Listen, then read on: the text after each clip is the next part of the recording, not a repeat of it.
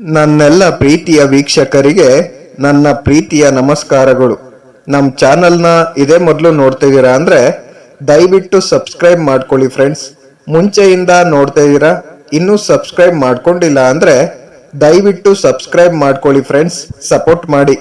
ಆಚಾರ್ಯ ಚಾಣಕ್ಯರು ತಮ್ಮ ನೀತಿಗಳಲ್ಲಿ ಜೀವನದ ಹಲವು ಅಂಶಗಳ ಬಗ್ಗೆ ಮಾತನಾಡಿದ್ದಾರೆ. ಜೀವನದಲ್ಲಿ ನಾವು ಅನುಸರಿಸಬೇಕಾದ ಹಾಗೂ ಅನುಸರಿಸಬಾರದಂತಹ ವಿಚಾರಗಳ ಬಗ್ಗೆ ಚಾಣಕ್ಯರು ಸ್ಪಷ್ಟವಾಗಿ ವಿವರಿಸಿದ್ದಾರೆ. ಅವರ ಪ್ರಕಾರ ಹೆಣ್ಣು ಮಕ್ಕಳ ತಪ್ಪಿಯು ಈ ವಿಚಾರಗಳನ್ನು ಯಾರೊಂದಿಗೂ ಹಂಚಿಕೊಳ್ಳಬಾರದು. ಇದರಿಂದ ಅವರ ಗೌರವ ಘನತೆಗೆ ಹಾನಿಯಾಗುವ ಸಾಧ್ಯತೆ ಇದೆ. ಆಚಾರ್ಯ ಚಾಣಕ್ಯರು ಪ್ರಸಿದ್ಧ ವಿದ್ವಾಂಸ ಹಾಗೂ ರಾಜತಾಂತ್ರಿಕ. ಅವರು ತಮ್ಮ ಜೀವಿತಾವಧಿಯಲ್ಲಿ ಹಲವು ರೀತಿಯ ನೀತಿಗಳನ್ನು ರೂಪಿಸಿದ್ದಾರೆ. ಅವರ ನೀತಿಗಳನ್ನು ಅನುಸರಿಸುವ ವ್ಯಕ್ತಿಯು ಜೀವನದಲ್ಲಿ ಸದಾ ಸಂತೋಷದಿಂದಿರುತ್ತಾನೆ. ಯಶಸ್ಸು ಅವನನ್ನು ಯಾವಾಗಲೂ ಹಿಂಬಾಲಿಸುತ್ತದೆ ಎಂಬ ನಂಬಿಕೆ ಇದೆ. ಚಾಣಕ್ಯರ ಪ್ರಕಾರ ನಾವು ಕೆಲವು ವಿಚಾರಗಳನ್ನು ಯಾರೊಂದಿಗೂ ಹಂಚಿಕೊಳ್ಳಬಾರದು.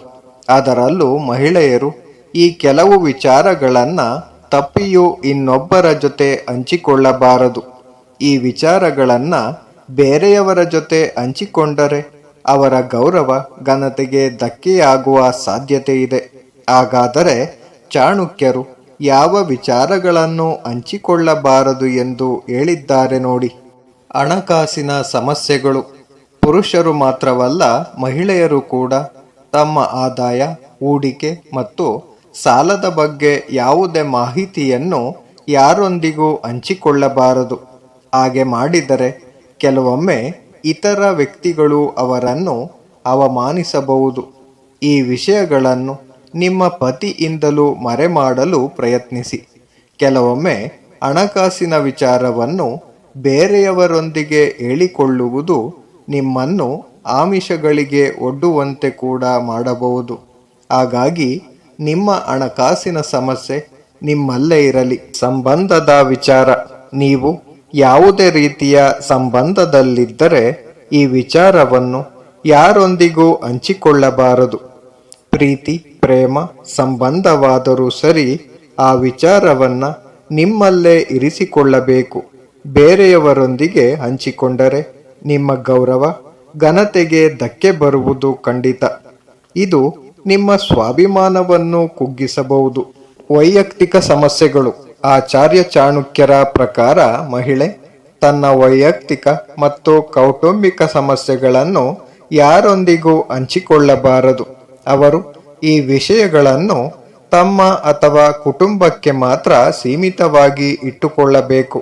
ಈ ವಿಷಯಗಳನ್ನು ಎಂದಿಗೂ ಹೊರಗಿನವರೊಂದಿಗೆ ಹಂಚಿಕೊಳ್ಳಬಾರದು.